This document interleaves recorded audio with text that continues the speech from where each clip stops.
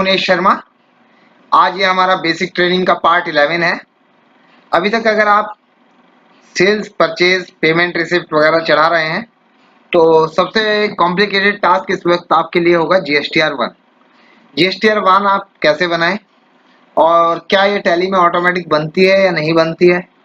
अगर बनती है तो इसको हम कैसे पोर्टल पे डालेंगे, तो इसी को लेके आज हमारा जो ये पार्ट है ये GSTR1 से रिलेटेड है। For regular dealers, composite dealer में भी आप ऐसे ही यूज करेंगे।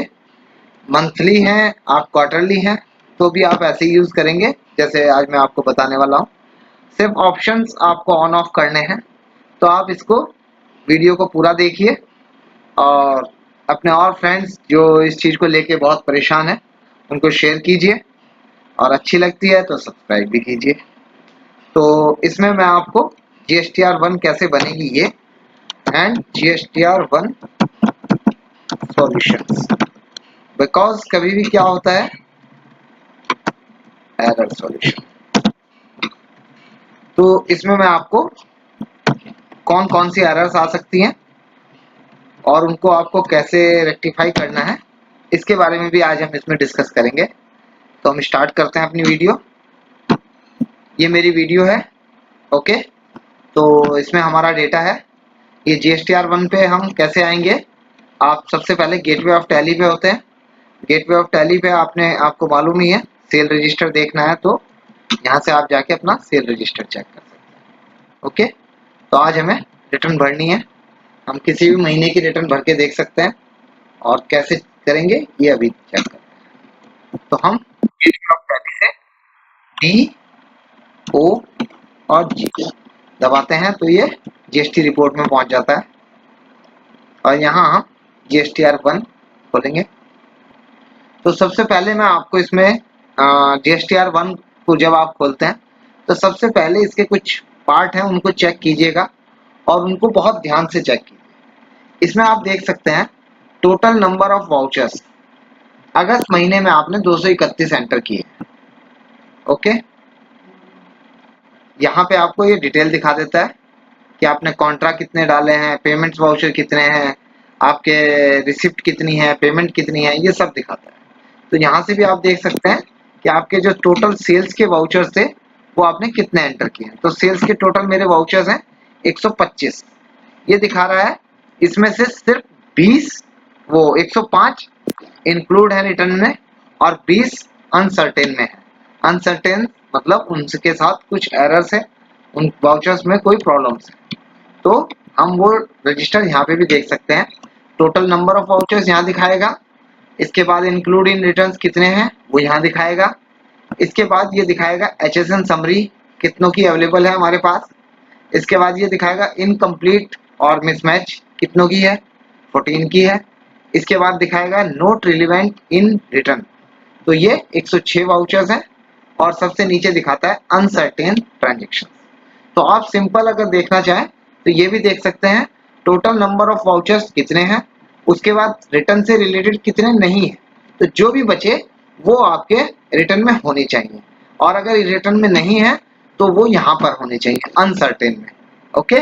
तो इन्हें कैसे रिपेयर करेंगे, अब हम अनसर्टेन पे क्लिक करते हैं। तो यहाँ हमने क्लिक किया तो ये बहुत सारी एरर्स आ रखी हैं। सबसे पहले हमारा आ रहा है UQC टैक्स रेट।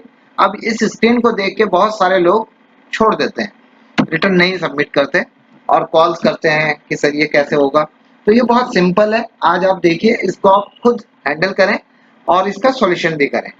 एक दो बार आप करेंगे तो बहुत इजी आप मेंटेन कर पाएंगे और आपको कोई भी दिक्कत नहीं आएगी, आप टाइम से अपनी रिटर्न भर पाएंगे। तो सबसे पहला हमारा ऑप्शन आता है UOM note mapped on unit quantity. तो सबसे पहले इसी पे एंटर कीजिए। तो ये दिखा रहा है जो किलो है उसका हमने यूनिट क्वांटिटी कोड नहीं जनरेट किया है, ओके। तो कैसे जनरेट होगा, फिर से इस पे एंटर कीजिए। तो ये यहाँ पहुंच गया, और यहाँ पे हमें इसमें यूनिट क्वांटिटी कोड देना है, ओके। ये हमने डाल दिया, ओके। आप डेसिमल वगैरह आप जैसे देते हैं वो ले सकते हैं, कोई दिक्कत नहीं है। 3 एरर, ओके। सबसे पहले मैं इसमें जाऊंगा, information required for generating table wise table. तो ये एरर इसलिए देता है कि कई बार ऐसा होता है कि पार्टी का जो आपने जीएसटी नंबर डाला हुआ है वो गलत है, या किसी पार्टी को आपने रेगुलर में बना दिया था जब आप बिलिंग कर रहे थे और उसका जीएसटी नंबर अवेलेबल नहीं है, तो इस कंडीशन में आपके पास दो ऑप्शन होते हैं। पहला हो सकता है ये मिस्टर राजेश कुमार हो, इनका जीएसटी नंबर आपके पास हो लेकिन आपने गलत एंटर किया हुआ है, तो ये एरर शो करेगा। आप यहाँ एंटर कीजिए और उसका जीएसटी नंबर डाल दीजिए, आपकी एरर खत्म हो जाएगी।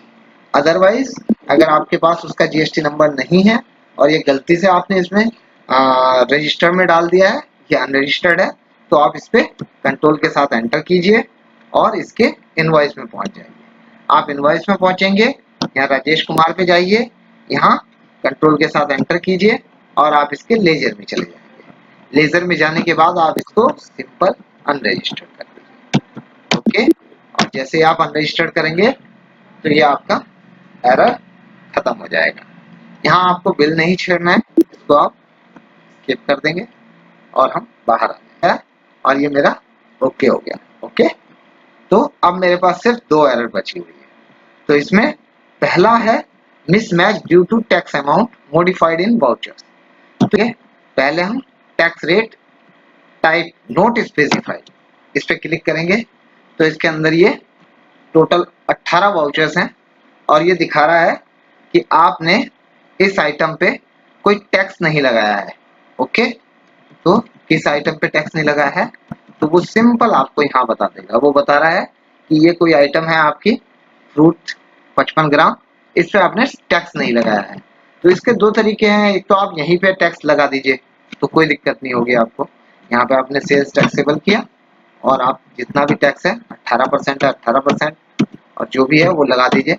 लेकिन इसमें कई बार दिक्कत ये आ जाती है कि आप यहाँ से टैक्स लगा देते हैं, उसके बाद भी वो उस आइटम पे रिफ्लेक्ट नहीं करता, बिकॉज आपकी जीएसटीआर ओके हो जाती है बट वो आइटम पे रिफ्लेक्ट नहीं हो पाता है कई बार। तो इस कंडीशन के लिए आप ये कीजिए कि इस आइटम में इसका वाउचर नंबर चेक कीजिए कौन सा वाउचर नंबर है और उस वाउचर नंबर को आप डायरेक्ट खोल लीजिए। तो ये दिखा रहा है 312 नंबर वाउचर्स है। ओके, तो हम इसको 312 को चेक करते हैं। यहाँ से हमारे पास ये 312 वाउचर नंबर है, तो इसको हम खोलते हैं। तो इसमें ये कौन सी आइटम पे टैक्स नहीं लगा है ये भी आप चेक कर सकते हैं। कैसे, इस स्क्रीन पे आइए और ऑल्ट के साथ ए दबाइए। ओके, और जैसे ही आप दबाएंगे डिटेल में जाइए यहाँ पर और ये चेक कर सकते हैं कि आपकी ये आइटम है जो वहाँ टैली में भी बता रहा था और ये यहाँ भी बता रहा है। तो आपने इस आइटम को देखना है और यहाँ पे देख लेना है कि ये कहाँ है आइटम। ओके, क्या यही आइटम है, तो आप चेक करेंगे और यहाँ पे इस पे टैक्स लगा दीजिए। देखिए यहाँ अननोन आ रहा है। इस कंडीशन में भी कई बार ऐसा होता है कि हमने टैक्स लगाया है लेकिन वो बार बार टैक्स नहीं लेता है, तो उस कंडीशन में इसके सीधे हाथ की तरफ आप देखिए डिटेल्स के नाम से एक ऑप्शन मिलता है। आप इस पे डिटेल पे क्लिक कीजिए और यहाँ पे देखिए कि ये डेट कोई गड़बड़ तो नहीं है। अगर डेट गड़बड़ है तो डेट भी डालिए और इसको इस तरीके से आप डाल दीजिए। ठीक है, ऑन वैल्यू ओके टैक्सेबल और क्लिक कीजिए और यहाँ पे 18%, 12% है तो 12%, 18% है तो 18%, और इस तरीके से आप इसको ओके ओके ओके कर दीजिए। ओके, अब हम इसको फिर से जाते हैं बाहर और देखते हैं हमारे पास कितनी एरर्स रह गई हैं। सिर्फ 3 एरर रह गई हैं, अभी 2 पार्ट में है। इसमें देखते हैं क्या इशू है, इसको भी चेक करते हैं। इसमें ये मिल्क 1 किलो का बना हुआ है। ठीक है, इसमें जिसमें यूनिट क्वांटिटी कोड की एरर दे रहा था, यानी इस पे हम टैक्स भी लगाना भूल गए हैं। ओके, तो इस पे भी आप सिंपल आप आइटम में जाइए, ये कौन से नंबर का वाउचर्स है यहाँ से चेक कर लीजिए। ये 376 नंबर का वाउचर्स है। ओके, टैक्स लगा दीजिए। ओके, तो ये बहुत सिंपल है टैक्स रेक्टिफाई करना भी और सारी चीजें चेक करना। ओके, तो इसको हमने ये किया और इसको हमने 5% में डाल दिया।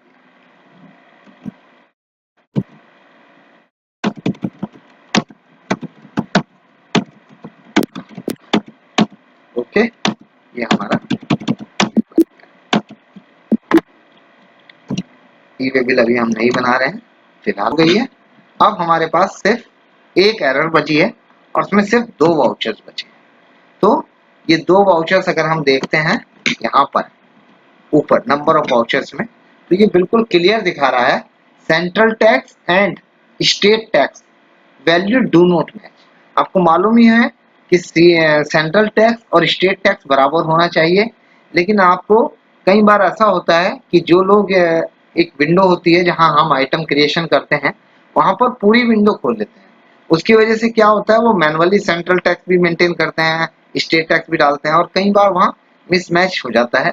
इसीलिए हम अपनी सारी वीडियोस में जो आपको हमने ट्रेनिंग्स की वीडियो पहले दी हुई है, पार्ट नंबर 1 से लेकर 10 तक, उसमें हमने कभी भी सेंट्रल टैक्स और स्टेट टैक्स लगाना नहीं बताया, सिर्फ इंटीग्रेटेड टैक्स लगाना बताते हैं, जिससे कि आप इंटीग्रेटेड लगाइए, सेंट्रल और स्टेट में खुद ही डिवाइड हो जाता है। लेकिन कभी कभी ऐसा होता है कि हम बहुत सारी विंडोज खोल लेते हैं। कौन सी विंडोज की बात हो रही है यहाँ पे, वो मैं आपको दिखाता हूँ। जैसे मैं इस इनवॉइस पे जाता हूँ, तो सबसे पहले हम ये चेक करेंगे कि वो कौन सी आइटम है जिसमें गड़बड़ हो रही है। तो उसके लिए क्या करेंगे, ऑल्ट के साथ ये दबाएंगे और फिर हम यहाँ पे डिटेल करेंगे। ओके, तो डिटेल में आपको ये बिल्कुल दिख जाएगा कि सेल्स रिलेटेड है, सेल्स टैक्सेबल है, और यहाँ पे ये पूरी लिस्ट आ रही है, 9%, 9%, 9%, ओके है। ये देखिए, ये एक आइटम है। ओके, इसको आप चेक कीजिए, बाकी सब आइटम मेरी ओके हैं। सिर्फ एक आइटम है जिसमें गलती से क्या हुआ है कि 12% सेंट्रल हो गया और स्टेट 9% है। तो मुझे क्या करना है, लो फ्रूटी 90 ग्राम्स को चेक करना है। लो फ्रूटी 19 ग्राम को चेक करना है। ओके, ये थी आइटम। तो इसमें आप देखेंगे कई बार हम लोगों की मिस्टेक की वजह से ये हो जाता है, जो लोग ये पूरी विंडो खोल के रखते हैं तो वहां ऐसी गलतियां होना बहुत मामूली बात है। इसलिए कभी भी आप याद रखिए कि ये पूरी विंडो मत खोलिए, और यहाँ अगर ये खुली हुई आपको मिलती भी है अपनी टैली में, तो आप इसमें सिर्फ और सिर्फ दो ही ऑप्शन रखिए, सिंपल इंटीग्रेटेड वाला। उससे क्या होगा, जब आप यहाँ पे इंटीग्रेटेड टैक्स लिखेंगे तो ये सिर्फ इंटीग्रेटेड से ही खुद ही डिवाइड कर देगा। ओके, तो ये गलती हमसे हो जाती है, तो इसलिए अगर आप कम विंडो खोल के रखेंगे तो आपको कोई दिक्कत नहीं आएगी। और ये हमारी यहाँ पे डिटेल वाला ऑप्शन होता है। ओके, तो अगर ऐसी कंडीशन कभी आ जाती है और हमसे मिस्टेक हो गई है, तो हमें क्या करना है, 1 4 21, ओके, बाकी सबको हटा देंगे, और यहाँ पे हम ये देखिए, और तो ये देखिए, ओके, और यहाँ हमने ये ले लिया। अब मैं जाके देखता हूँ दोबारा से कि ये मेरा सक्सेस हुआ या नहीं। तो कॉन्फ़िगर में जाएंगे और एक बार फिर भी चेक कर लेंगे, तो आप देखेंगे ये ऑटोमेटिक खुद 9% मार देता है। अगर मैं मैनुअल टाइप करता हूँ, कई बार मेरे कीबोर्ड की मिस्टेक्स की वजह से ऐसी गलतियां हो जाती हैं, जैसे अभी हो रही थी। ओके, मैंने इसको कंट्रोल ए किया, कंट्रोल ए किया, और ओके। तो अब ये एक एरर रह गई है, ये क्या रह गई है, इसको भी चेक करते हैं। इसमें ये बता रहा है कि टैक्स मिसमैच हो गया है, क्योंकि टैक्स तो मिसमैच होना ही था, पहले वो गलत थी। तो ऐसी कंडीशन में आपको बहुत सिंपल है, आपको सिर्फ रिकम्प्यूट करना है, और रिकम्प्यूट करके इसको इस तरीके से accept as, okay, do you want, yes, simple. आपकी सब एरर्स दूर हो गई हैं, लेकिन अभी हमारे पास एक ऑप्शन और रह गया है, वहां भी इनकम्प्लीट इंफॉर्मेशन हमें दिखा रहा है, तो वो भी हम देखेंगे। तो वो यहाँ पे तो भी हम रिपेयर करेंगे। तो कैसे करेंगे, हम इसी पे क्लिक करेंगे और ये दिखाएगा हमें, ओ माय गॉड, कितनी सारी आइटम्स हैं और इनके अंदर हमने HSN नहीं डाला है। ओके, तो हम कैसे HSN डालेंगे, तो यहाँ देखिए, ये आपको एक बार में क्लिक करने से पूरे बिल में कौन सी पर्टिकुलर आइटम है जिसपे HSN नहीं है, वो एकदम से। तो मैं यहाँ पे HSN डाल देता हूँ। ओके, और ये मेरा HSN डला और ये एक्सेप्ट हुआ, ये मेरा एरर खत्म। ये वीडियोस आप बिल्कुल भी स्किप मत कीजिए, क्योंकि हमने भी इस वीडियोस को बहुत ध्यान से बनाया है, और बिल्कुल कहीं पे कोई भी ऑप्शन ऐसा नहीं है जो हमने मिसमैच किया है या जल्दबाजी में बना दिया है। तो आप अगर इस वीडियोस को पूरा देखते हैं, मेरी गारंटी है कि आप अपनी GSTR खुद रिपेयर कर पाएंगे और खुद इसको भर भी पाएंगे, और आप हमें थैंक यू जरूर बोलेंगे। तो अभी हमारा ये भी रह गया है। इसमें देखिए, इतनी सारी आइटम्स में इसने खुद ढूंढ के बता दिया कि पर्टिकुलर ये आइटम है, इस पे HSN नहीं। तो ये हमारी जो है GSTR1 बन गई है, बिल्कुल रेडी है। इसके अंदर सब कैलकुलेशन ओके हो गई है। 231 टोटल वाउचर्स हैं, 125 इंक्लूड इन रिटर्न्स हैं, और रिटर्न से जो संबंधित नहीं है वो सिर्फ 106 वाउचर्स हैं। अब आप इसको इजीली रिटर्न को सबमिट कर सकते हैं। कैसे करना है, आप एक्सपोर्ट पे जाएंगे और ई रिटर्न बनाएंगे, और आप एक्सेल पे क्लिक क्लिक क्लिक करेंगे और ओके करेंगे और सेंड कर देंगे, और ये देखेंगे आप B2B में आपकी पूरी रिटर्न रेडी है। ये देखिए सब GST नंबर आ गए हैं, आपके सारे इनवॉइस नंबर आ गए हैं। अगर एक इनवॉइस में 2 तरह के टैक्स हैं तो वो भी आ गए हैं, एक इनवॉइस में 4 तरह के टैक्स हैं वो भी बिल्कुल आ गए हैं। आप इससे बिल्कुल एकदम से JSON फाइल बनाइए। ऑफलाइन टूल के थ्रू बनाना चाहते हैं, ऑफलाइन टूल के थ्रू बनाइए। अगर आप ऑफलाइन टूल के थ्रू नहीं बनाना चाहते हैं, टैली से डायरेक्ट JSON फाइल बनाना चाहते हैं, तो वो भी आप बना सकते हैं। यहाँ पे आपका B2B CS है, कितने तरीका टैक्स था तो वो सब दिखा रहा है। 0%, 5%, 12%, 18%, 28%। यानी कि मेरी जो टैली, ये HSN समरी भी पूरी बना के देता है आपको। ओके, आपका यूनिट क्वांटिटी कोड पूरा, अगर कहीं से किसी भी तरह का कोई एरर है तो एकदम से रेक्टिफाई करता है और आपको बताता है कि इसमें आपकी रिटर्न में ये एरर है।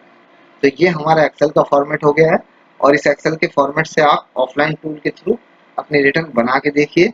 आपकी रिटर्न 100% एक्यूरेट बनेगी और 100% आपके पोर्टल पे भी जाएगी विदाउट एनी एरर। और इन केस अगर आपके पास टैली है और आप टैली यूज करते हैं तो आप फिर बहुत सिंपल, आपको एक्सेल नहीं बनाने की जरूरत है।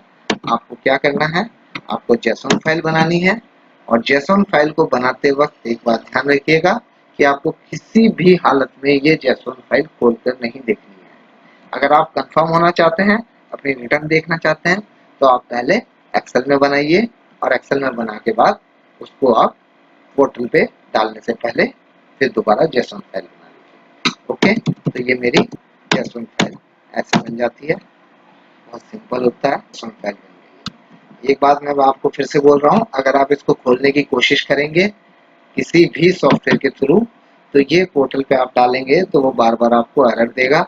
इसलिए इस फाइल को कभी भी किसी भी सॉफ्टवेयर में खोलने की कोशिश मत कीजिए। ये फुल इंक्रिप्टेड डेटा होता है जो आपके GST के पोर्टल पे जाता है।